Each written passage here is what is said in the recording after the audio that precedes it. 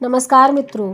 भारत के इतिहास में 19वीं सदी के पूर्वार्ध को पुनर्जागरण के रूप में माना जाता है। इस काल के समाज ने घोर अनिष्ट प्रथाओं के आगे अपने घुटने टेक दिए थे। यह समय सामाजिक कुनीतियाँ जैसे कि विधवाओं का शोषण, बाल विवाह, महिलाओं की अशिक्षा, छूत अछूत और सती प्रथा जैसी अनिष्ट परंपराओं से जकड़ा हुआ था।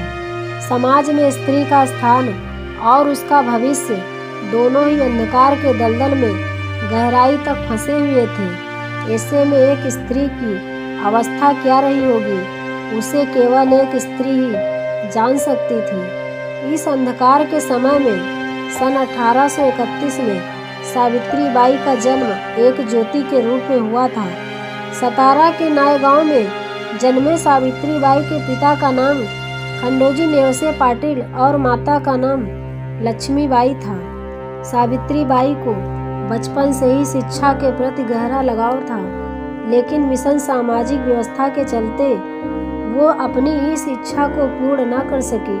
सन 1940 में केवल 9 साल की उम्र में सावित्री बाई का विवाह 13 साल की उम्र के ज्योतिराव फुले से करवा दिया गया। सुशिक्षित ज्योतिराव फुले जी ने सावित्री बाई की शिक्षा के प्रति लगाव को बड़ी जल्द ही भांप लिया था और ज्योतिबा फुले जी ने सावित्री बाई को घर पर ही शिक्षा देना प्रारंभ कर दिया था। ज्योतिराव फुले जो एक सुशिक्षित नवयुवक थे, वे इस समाज की कुनीतियाँ और स्त्रियों पर हो रहे अत्याचार से व्यथित हो उठे और उन्होंने देखा कि बाल विवाह के कारण महिलाओं में छोटी सी उम्र में ही विधवा होने का प्रमाण काफ़ी ज़्यादा है और ऐसी विधवाओं को पुनर्विवाह करने के लिए समाज की मान्यता भी नहीं है।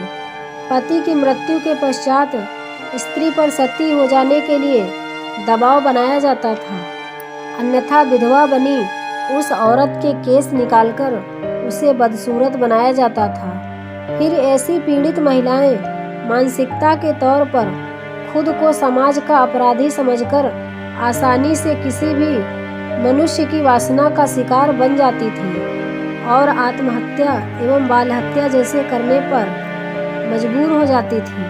ज्योतिराव फुले जी ने स्त्रियों की इस पीड़ा को दूर करने के लिए और समाज द्वारा महिलाओं की हो रही अवहेलना को कम करने के लिए उन्हें शिक्षित करने का निर्णय लिया और सावित्री बाई फुले में अपने पति के विचारों का पुरजोर समर्थन किया और इस तरह से 1 जनवरी सन 1848 में समूचे भारत में पहली बार स्त्री शिक्षा को लेकर कदम उठाया गया। पुणे में स्थित बुधवार पेट के भिड़ेवाड़ा में कन्याओं के लिए देश की पहली पाठशाला खोली गई और सावित्री बाई फुले जी इस पाठशाला में देश की पहली महिला अध्यापिका बन गई। ज्योतिराव फुले जी और सावित्री बाई फुले ने कन्याओं के लिए तो स्कूल खोल दी थी, लेकिन समाज के प्रवाह से विपरीत जाने वाला ये उनका मार्ग आगे जाकर बड़ा ही कठिन होने वाला था। तथाकथित उच्च वर्णियों को ज्योतिबा फुले और सावित्री बाई फुले का ये काम पसंद नहीं आया। उन्होंने सावित्री बाई फुले को कड़ा विरोध करना प्रारंभ कर दिया। कन्या पढ़ेगी तो धन डूबेगा, ये कलयुग आ गया है, अब संसार डूबेगा। इन शब्दों की अवहेलना करके सावित्री बाई फुले को रोकने का प्रयास किया गया। कुछ लोगों ने तो सावित्री बाई फुले जी के ऊपर गोबर कीचड़ जैसी गंदगी फेंककर जान से मारने तक की धमकियां भी दी थीं, लेकिन अपने उद्देश्य के प्रति एक निष्ठ सावित्री बाई न थमी न रुकी, बिना डरे हुए अपने संघर्ष को जारी रखा। जिस पाठशाला की शुरुआत में सावित्री बाई फुले ने केवल 6 लड़कियों को पढ़ाया करती थी, उसी पाठशाला में 1 साल के अंदर 40 से 45 लड़कियां पढ़ने लगीं और देखते ही देखते कुछ सालों में सावित्री बाई फुले और ज्योतिराव फुले जी ने मिलकर कई सारे स्कूल खोले, जिनमें सावित्री बाई फुले को देश की पहली महिला मुख्य अध्यापिका बनने का सम्मान भी प्राप्त हुआ। इन स्कूलों में लड़का लड़की दोनों को शिक्षा का समान अवसर प्रदान किया गया। इधर ज्योतिराव फुले के स्त्री शिक्षा के साथ साथ महिलाओं के उद्धार के लिए अविरत प्रयत्न जारी थे। जो विधवा महिलाएं समाज की कुप्रवृत्तियों का शिकार बनकर बालकों को जन्म देकर उनकी हत्या करने पर मजबूर होती थी, ऐसे बालकों की रक्षा के लिए ज्योतिबा फुले जी ने बाल हत्या प्रतिबंध गृह की स्थापना की। इस गृह को भी सावित्रीबाई फुले जी ने भी सफलतापूर्वक चलाया था। ज्योतिबा फुले और सावित्रीबाई फुले को अपनी संतान नहीं थी। उन्होंने इसी बाल हत्या प्रतिबंधक गृह में जन्मे एक उच्च वर्ग की विधवा काशीबाई के पुत्र को गोद लिए और उसका नाम यशवंत रखा। ज्योतिराव फुले जी ने जब सत्य शोधक समाज की स्थापना की और समाज में व्यापक स्तर पर अपनी मुहिम को चलाया, तब पत्नी सावित्रीबाई फुले ने इस कार्य में अपना पूरा महत्वपूर्ण योगदान दिया। सन 1890 में ज्योतिराव फुले जी की मृत्यु हो गई थी। पति की मृत्यु के पश्चात सावित्रीबाई फुले जी ने उनके कार्य की संपूर्ण जिम्मेदारी अब अपने कंधों पर ले ली।